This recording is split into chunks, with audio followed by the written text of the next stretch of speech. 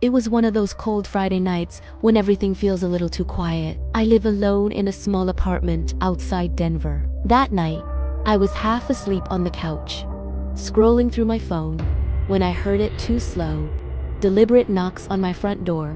Not pounding, just knock. Knock.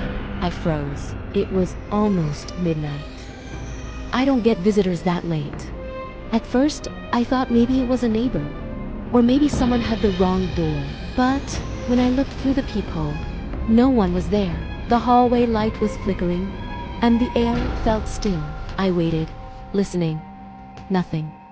Eventually, I went back to the couch, told myself I was just being paranoid. 30 minutes later, it happened again. Same to knocks, but this time they came from the back door. Now, the back door opens onto a tiny fenced yard. No one can get there without crossing through the gate, and that gate was chained shut.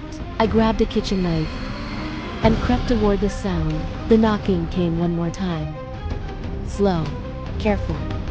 When I got close enough, I could hear it breathing. Someone was standing on the other side. I whispered, "Who's out there?" No answer. Then, just like before, silence. The breathing stopped. My phone buzzed, and I nearly jumped out of my skin. It was a text from my neighbor, Maria. "Hey, don't open your door tonight. Cops are going around. Someone's been knocking on houses, pretending to be delivery." I felt the blood drain from my face. A few minutes later, I heard one final knock. Softer, almost polite. Then footsteps, fading away. When the police arrived, 20 minutes later, they checked the yard. There were footprints in the snow, bare feet, leading right up to my back door, and stopping there.